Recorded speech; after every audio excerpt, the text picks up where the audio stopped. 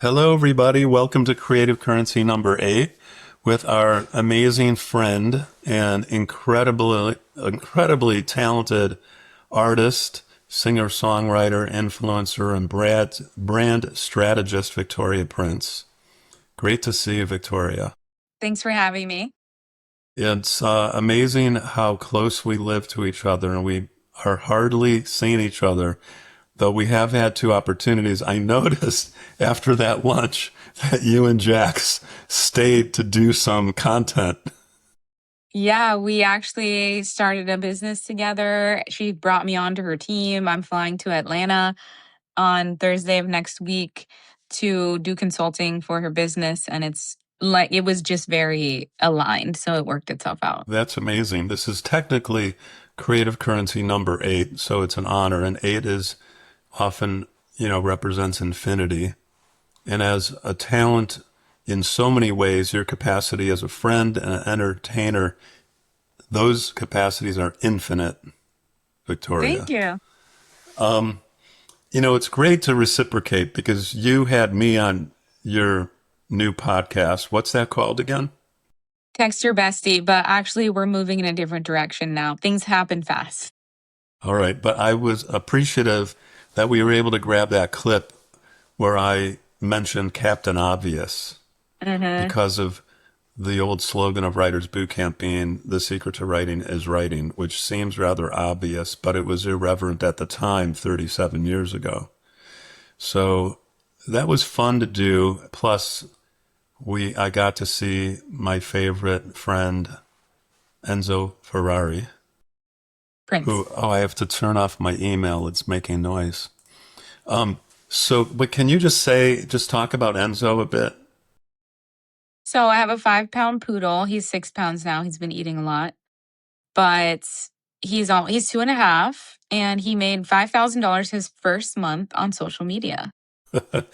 Was this after you arranged his little area with the picture frames, That's what kind of prompted like it. the family portraits? Yeah, I made him a gallery wall with a couch, a little mirror, a little Persian rug. And that was just like a fun little thing that I just wanted to do for him. And I was like, obviously, everything is content. So I printed out little pictures of him and his whole family and his favorite dog friends. And I just framed them and put them up. It maybe took an hour and it went super viral. And I was like, well, dog content is so fun. And I've been a creator for 20 years, so I might as well. Was that a separate handle? A separate Yes, account? it's Enzo Prince the pup. Oh my God.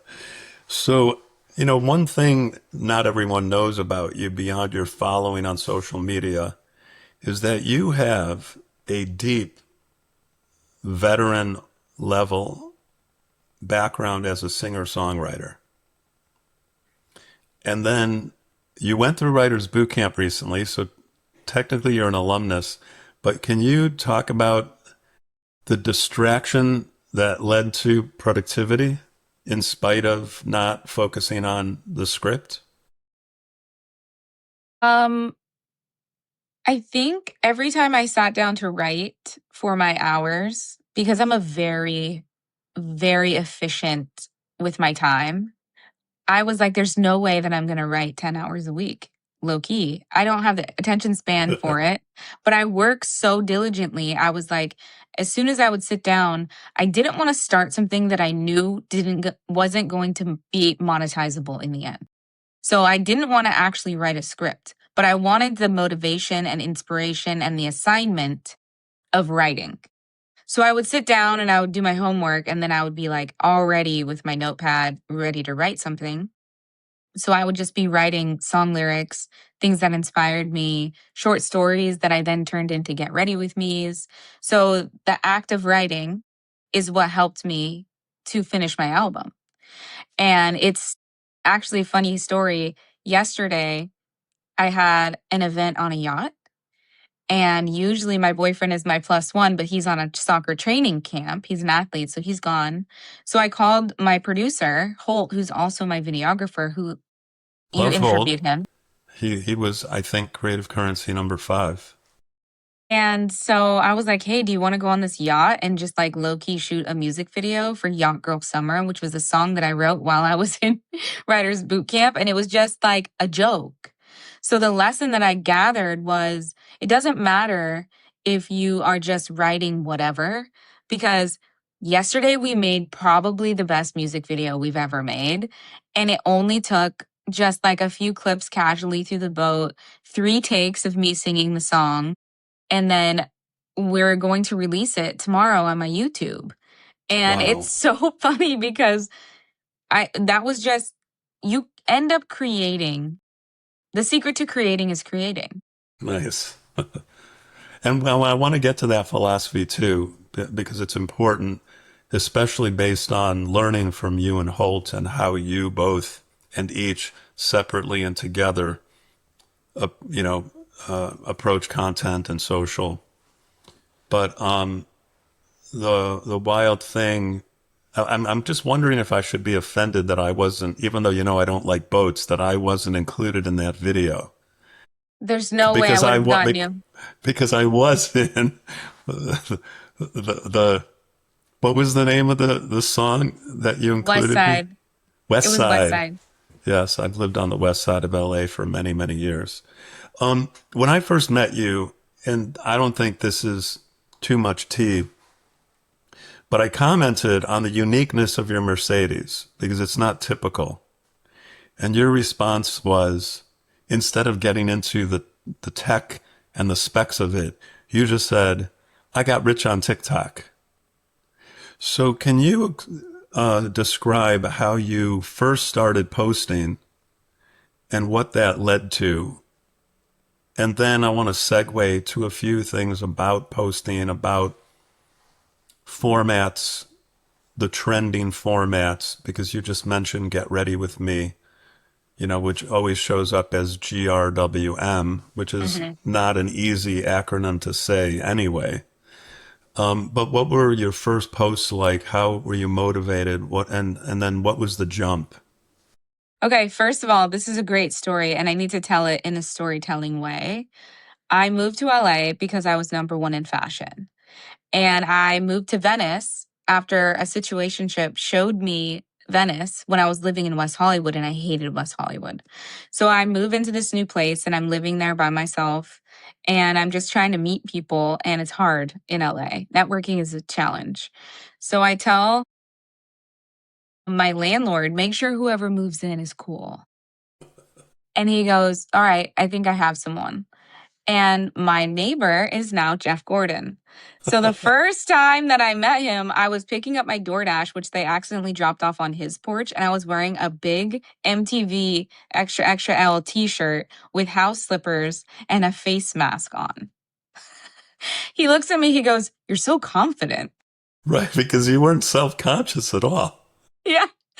And so I just go back upstairs and I'm like, great. He thinks I'm this like dumb little LA influencer. So the next time I see you, I pull into the driveway. There he is. I'm in my Mercedes.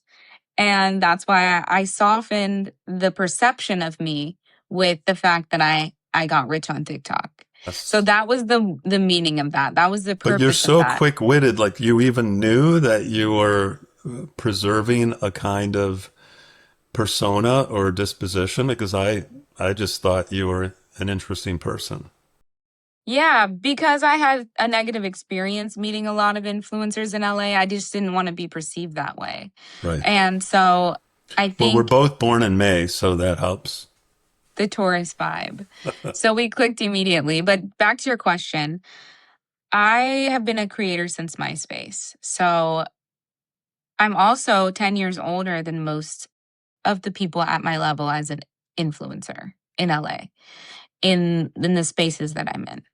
So I have a lot of experience in marketing, e-commerce, storytelling because I'm a songwriter, and years of speaking to the camera as if I'm on FaceTime with my best friend.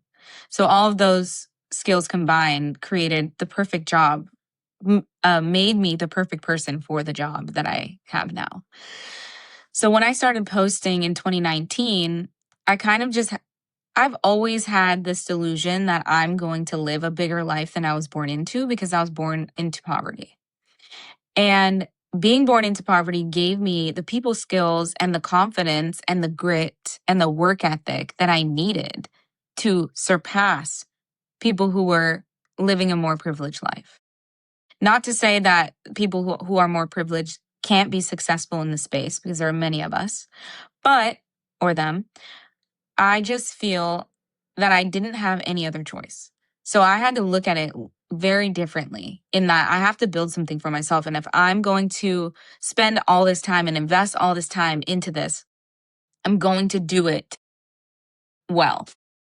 So I Hmm. just went in posting 5 videos a day. And I grew my following to 400,000 followers when TikTok Shop launched.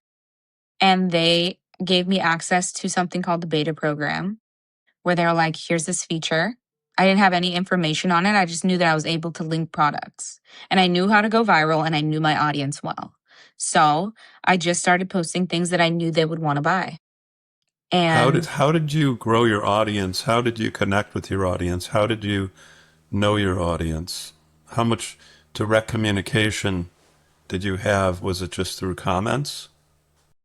it was pretty much building my brand story by learning how to create content, utilizing the platform in the way to tell the story of my life. So So how did you create content? How did you learn what content was at the beginning? And did it stay the same because it was about the transparency of your experiences and that direct rapport? Not everybody has your charm, but also almost in a positive way, a lack of shame. right. You're just able to transmit directly. I think Sir Anthony Hopkins calls himself a transmitter as an actor. He's emotionally available. He's there for the other people. But when you're speaking to the camera, what gave you that comfort? Well, in the beginning it was just trends and little storytelling, how to declutter your house, basically anything that I felt like creating. And then I would just create a series based on what was successful. Because if we go back to 2020, it was all dancing, trends. People were bored in the house. That was like a very, very trending audio, bored in the house. And so if if I were posting content that was trending in 2020 now, it would go nowhere. Mm. Now, trending content is talking head videos or literally speaking to the camera and creating this story for people to follow as if you're a reality TV star. And so, your reality, what are some of the traits of your persona and creative voice? Well, I have several series that are active. I had an agency ask me, like, if we were going to pitch you to brands, what kind of series could you integrate their product into naturally? So that's what brands want now, because very salesy ads no longer convert, because now we're in the time of something called shoppertainment, where you don't realize that you're watching a commercial. You're just watching a girl getting ready and you're wondering what concealer she's wearing. You want to know. At the end of the video, you're going to find out how to find the link. What's an example of a product like that where you directly contributed to significant sales? I put these pants on and I said, It's these are just the funny. It's just a funny comment. Though just the way you say that. And I just said a moment for how stretchy these are, because they look like slacks, but they feel like pajamas. If you But are sitting weren't at those called jeggies or something? no, that's a different product. But these are the bit I coined the term business casual baddie slacks. Batty. So it's like, no one wants to look like a Karen and nobody wants to sit in jeans or slacks the entire day. No one wants to iron their pants if they're working a 9 to 5. And you want to be comfortable, but also look professional. It's a great product. So why don't I put it in front of my audience? And I use the hook by standing there and stretching the pants. That was the hook. It was a visual hook. And it's like, you don't see pants like that. But the funny thing is you do, but in old folks' homes. So Hmm. I learned this in the comment section. There were nurses that works in old folks' homes. I don't know what the proper term for that is now because that's what I grew Ass- up to know. Assisted living or Yes. retirement homes. Yeah. And people would actually bully me in the comment section. They would say, "These are some geriatric pants." And I would be like, "You know what? That's true. Like I think the old man from Up is using these pants." But that is proof that you can market an existing product to the right audience and make a lot of money. Why do people buy through you? Is it a projection or a desire for a certain lifestyle that you represent? Well, I would say a very small percentage of purchases, like actually click-through rates, are my organic audience. The rest of the audience is actually just traffic provided by the brands. But the content is so digestible because I'm making it for my audience. And then the Right. brand can then purchase it and put it in front of the world.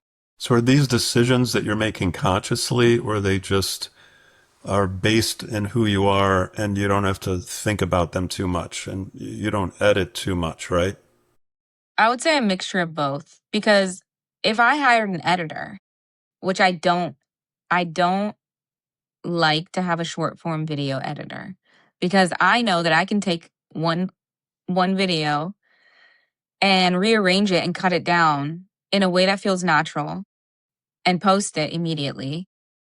Whereas an editor might come in and edit the very same video and not make a converting ad that feels natural or in the style that I actually speak.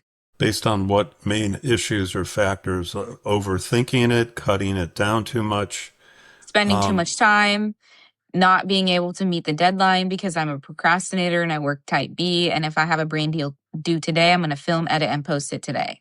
And I right. don't have time to wait for someone else to do it. If I pay someone else to do a job for me, then I am wasting their time and my money Yeah. because I can do it way faster and way more efficiently. So how did TikTok Shop for you grow, and what's your view of how certain platforms are continuing to evolve and change? Were you worried for a while because of the China issue and the divesting of TikTok? Well, yeah, because when it got banned for 24 hours, I was crying in the club. I was down bad. I was like, I lost my Wait, entire don't you call community. that crashing out? Yes, 100%, which is another song I wrote during writer's boot camp. Right. I remember that.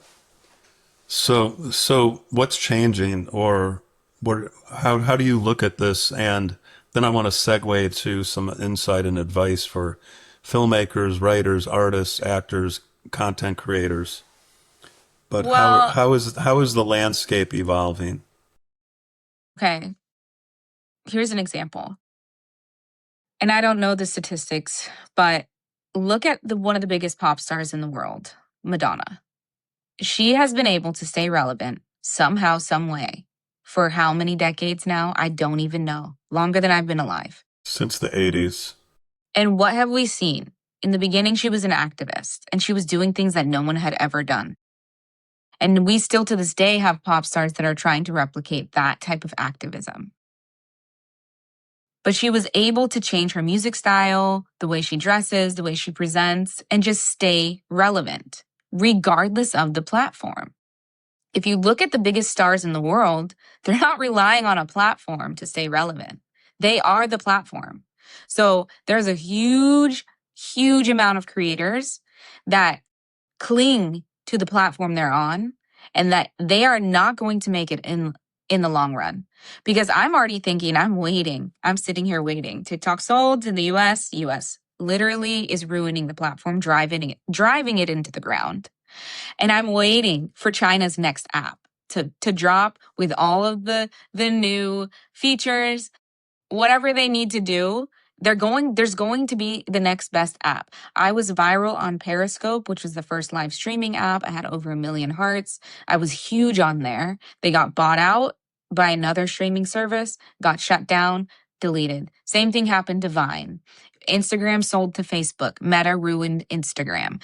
All of these problems are Well, I going to mean, be but made right. you rely on Instagram significantly, right? No, Instagram is a very small portion of my income. Interesting. The majority of my income comes directly from brands and also from whitelisting fees. So brands paying me to run ads using videos that I've already posted. And so, what does waitlist actually mean in that? Is that what waitlist means? Whitelisting means that the Oh, brand, yeah, whitelisting. yeah, Okay. yeah. The brand just takes your video and runs it and makes money off of it. They make it their own, Correct. but Or they just they don't change it, or do they add brand graphics? they typically don't change my ads. No. Because I Okay. think that again, people would rather see a video from a creator's profile than a brand's profile Hmm. because they want to be tricked into thinking that Okay. tricked into shopping. And this is one thing that I've noticed. I don't really watch TV and I got suckered into watching Love Island this year as a social experiment. And I found that if I'm going to spend my time doing anything, I'm going to monetize it, first of all. But I found that when I started doing Love Island hot takes, I had a lot of traffic on my page because my demographic watches Love Island. So that's just like a business move that I made. And that was just something you thought of creatively, where you would make a comment about a character or a part of the arc of of where the show is going, and then your people would comment and maybe repost or watch toward your next posting. Right. And that's where I think a big problem that I see in the industry is ego, where people are like, "Oh, I'm not going to post that. I'm not going to talk about Love Island like that. Like only people with low IQ watch reality television." Well, sir, I got 300,000 views on a 3-minute video of me talking about my first time watching Love Island. And what did I do? I carried that through the series and it brought me a significant amount of traffic. So who's the one with the low IQ here? And well, nobody is saying that you have a low IQ. You know, what was the old adage in the entertainment industry? No one ever lost money underestimating the intelligence of the American public. Right. I'm not saying I believe that, because I think audiences are savvy. For somebody new, and I just have a few more things as we're keeping these relatively brief. We can go over a few minutes if there's something fun. For somebody new, and you say, I got a lot of traffic, or I made more money or less money from a certain platform. How does the rev share work these days for a TikTok situation or Instagram or YouTube? Well, if I'm thinking of it in the old way, all press is good press. So any viral video is going to bring you more traffic and more followers. That one video brought me, I think, 6,000 followers that may or may not shop, but the follower count matters when looking at demographics to pitch to brands. So your following does matter in the way that you get more credibility. So there are It at doesn't least mean so there are at least two silos at the core for your revenue. One is brand sponsorship based on followers, based on what they feel you bring to their products and services. And then from the platforms, you get some kind of, viewership and percentage of ad revenue, right? Or whatever revenue the platform is making, right? What's that share lately? And are you moving back to YouTube because there's better rev share? Well, the commission structures have changed significantly because it's more expensive now for brands to work on TikTok because of the purchase and the transfer. There's also, they're utilizing AI, a program called GMV Max, which is basically a huge pool and a money pit for brands. And if they don't know how to do it right, then they're just going to dump money and have no conversions because they're not vetting their creators. They're relying on AI, and that is hurting their business. Right. I mean, I think we're beginning to see a lot of the generic or stale or, as you say, if not the money pit, the void of the ether and the difficulty of focusing demographically. And when and we're a small company, Writers Boot Camp, and rely on consulting business and people signing up to write and learn a career, but for either the basic training or pro membership. But when we would advertise on social, the results were so hard to pinpoint. So is it true lately that creators are starting to see a lull or a dip in their income on most of the platforms? It seems like I'm hearing that. Yes, in a way, yes. If they're not able to pivot like Madonna, then they're never going to make it, like I said. But Right. there, So it's so also, about creating like the tip of the spear is what's Victoria Prince doing next? it's more of if you're just an affiliate, and no shade to the affiliates because they're hard workers. Then when a platform fizzles out, which is inevitable, no one knows how to find you. No one cares who you are. They don't know about your story. They don't know anything about you. If you're not posting organic content and sharing who you are and being vulnerable and showing up every day, then you're never going to build a brand. A personal brand is the most important aspect of being a creator. But as you know, one industry starts to fizzle out, such as TikTok Shop, I mean, it's not fizzling out. It's still working for the brands that are working it well. I'm seeing a shift in brands wanting to go back to whitelisting. So there's a lot of money there. So what am I going to do? I'm going to kind of tweak my content to target those brands and use the relationships that I've built on TikTok Shop to, hey, what are you doing on Meta? Or, hey, what are you doing on Shopify or Snapchat or Pinterest or wherever you run ads? I'm going to go with you. What do you want to do there? And every platform is different.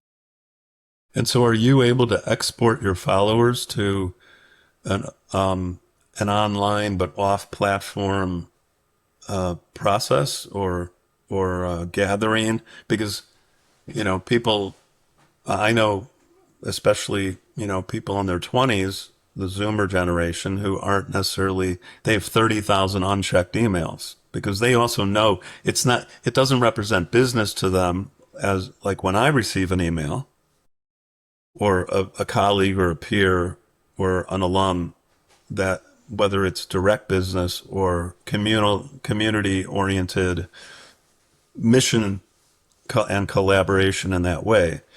So most emails then feel like spam, which is why people don't check. But is there a way for you to have your own platform so that if TikTok stops performing, you can still reach that audience? My old advice used to be to build an email list when I was a coach years ago, because the average amount of time that someone has an email address is 13 years. The average amount of time that a platform thrives is 2. Hmm. It's like owning So, a bar or restaurant in LA. exactly. Right. So, nowadays, it has shifted from email because the way that the number one job that children want to have, their dream job now is to be a creator, a YouTuber, a TikToker. That's the dream job now. So, also, email marketing used to be like the new thing, the new tech thing, the new AI, the new chat GPT. That was email marketing because people learned how to create these funnels. So everybody now knows email marketing to the point where we are oversaturated in our email, and the creator space is extremely oversaturated as well. Hmm? So email marketing and creator marketing are only going to work if you have the right emails and if you have the right creators. Nowadays, all the top creators, they're no longer utilizing Discord chats where there's thousands of people with brands. Those are smaller affiliates, people who don't have the opportunities that we have. I don't have Discord on my phone, and I'm a coach that has a Discord channel. My agency runs that for me. You have to get my phone number. If you want to, and I think you know that personally as my friend, you could send me 3 emails and I'm probably not going to check or get them in a timely manner. But you can text me and I'm quick to respond because that's how a business needs to be run now. I Do, don't have time. do you respond to DMs? DMs on Instagram, yes. DMs on TikTok, no. Okay.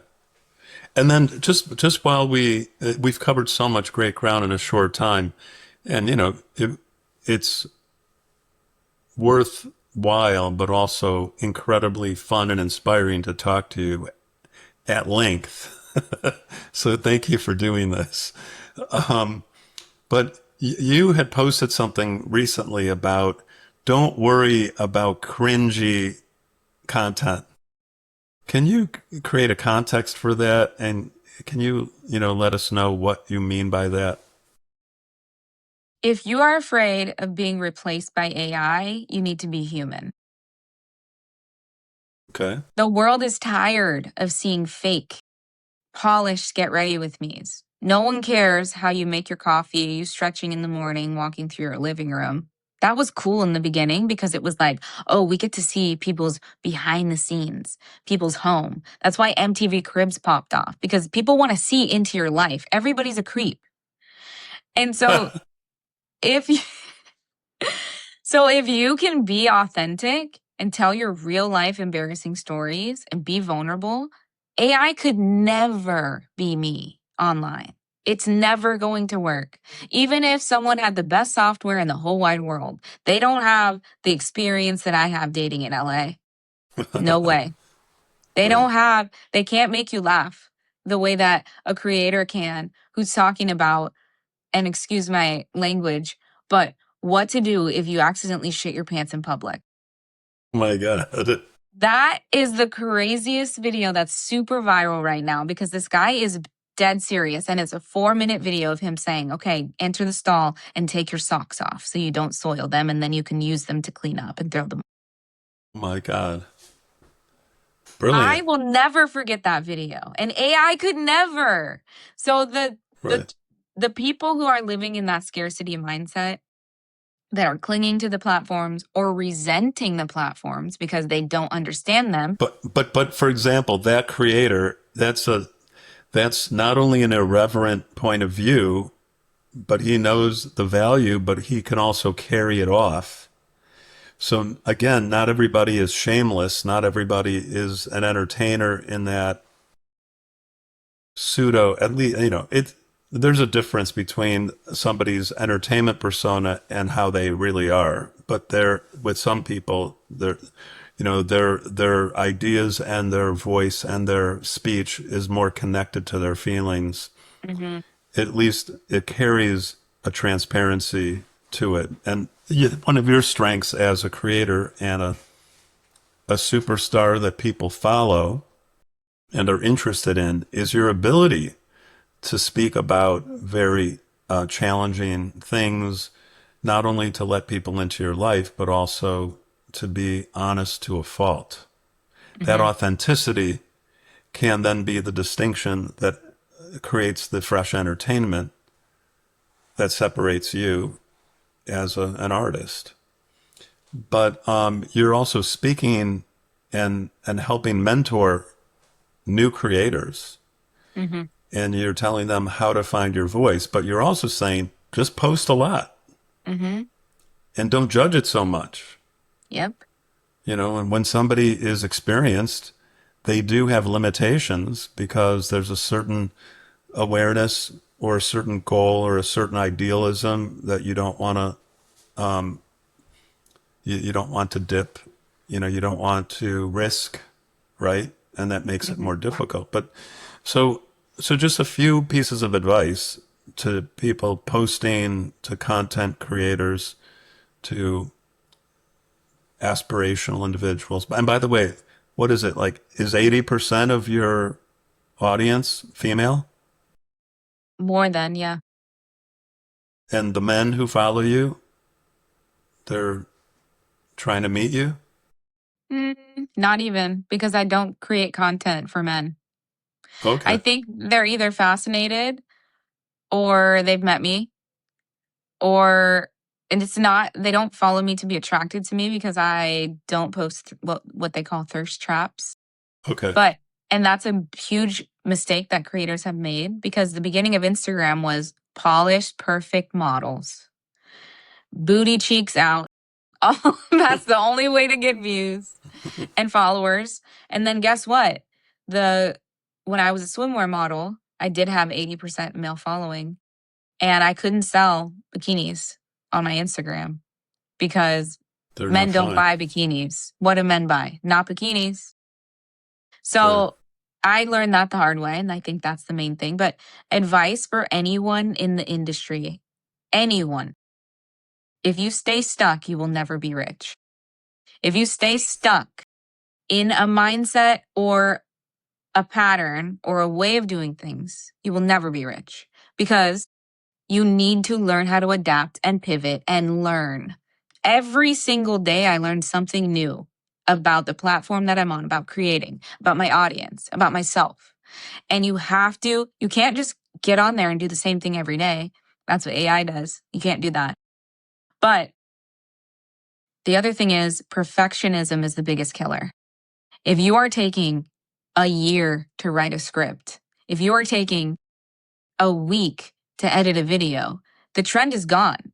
That topic is irrelevant. The joke is, it has been told. And that's why if you watch Michael Jackson, the documentary, the new movie, I didn't even see it, but I heard about this because I do believe this myself. He woke up his entire team in the middle of the night because he said, if we don't release this song, then Prince will. Because that's how they people believe that ideas pass through the ether and you can grab them or someone else is The going to do it. collective consciousness. Yeah. Correct. And I do believe that because if I don't post the thing and if and the other thing that I tell my students is walk into this if you think that no one's going to watch or listen to your content or read your script or whatever, walk into the bottled water aisle on this at the store. How many of these people said, "You know what? I'm going to bottle this water and I'm going to put it out." And they're all multi-billionaires. They bottled water that fell from the sky or came from a spring out of the ground. It wasn't, they didn't reinvent the wheel, but they had the confidence and the marketing strategy and the investment to actually make the thing happen. The same thing in art. Painters, it, abstract paintings that sell for millions of dollars. And people look at it and say, well, I could have done that. Well, you didn't. And that's why you're broke. By the way, if you want to create your second album, the next basic training is Tuesday, September 8th. I think I'll be on a private jet that day, but thank you. But Victoria, it's great to spend time with you. I'll see you soon. Where can people follow you best? VPrince Music is my notorious username. My last piece of advice is when you create your username, make sure you like it because you can never change it. People will Right. always be able to find you for 20 years and on. That's awesome.